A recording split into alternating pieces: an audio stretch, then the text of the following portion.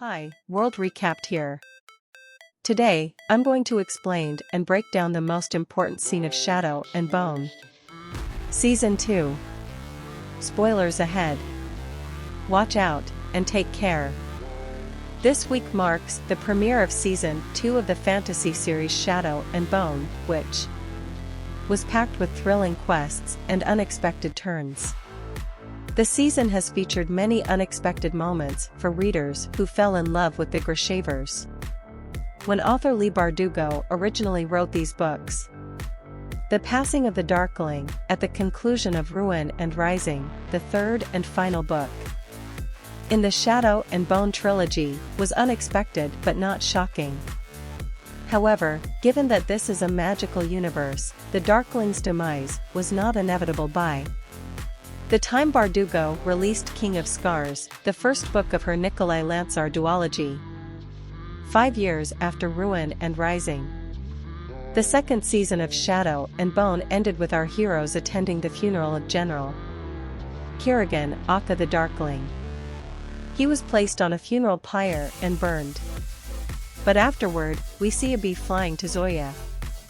And while it's a small and, seemingly, insignificant moment, the bee is an actual Easter egg and might hint at what happens to the Darkling in the future.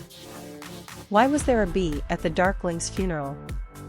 The bee is a reference to Sancta Elizabetha, one of the Ravkan saints and a Grisha.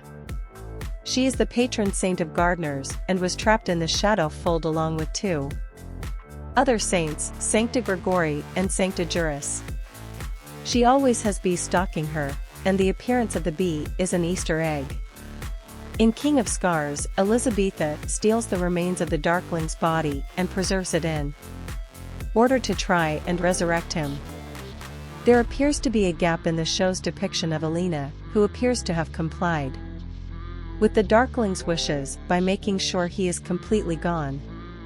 Once the two of them travel back to the side of the fold to try to cure Nikolai of the Nichavaya Akka shadow monster inside of him, Elizabetha misleads Nikolai and Zoya into helping her resuscitate the Darkling. At the end of the season, when the party was battling the shadow creatures in the church, Nikolai was hit by one of them and had a hole pierced through his shoulder. On the day of his coronation, we see him reveal the injury, and when he turns away, we see that there are dark veins on his skin. Then, looking into the mirror, he sees the reflection of one of the Nichavaya instead of himself there. This is all set up for the story that we get in King of Scars. So, is the Darkling coming back? Answering the question is challenging, because in a technical sense, the Darkling is revived. Nikolai and Zoya are duped by Elizabetha into participating in a rite they believe would benefit Nikolai. As Zoya discovers what is happening, she burns the Darkling's remains, but the Darkling's spirit inhabits the body of Yuri Vendenin. The Darkling does, therefore, make a comeback, but not in the shape that most people are familiar with. If the show is extended for a third season, it's probable that the upcoming seasons may include components of the Nikolai Lantsar duology and bring back the Darkling.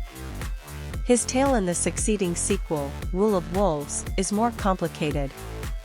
It seems like the show is leaving an open possibility there with the Darkling, and we will just have to wait and see if this is a hint at the future or merely an Easter egg.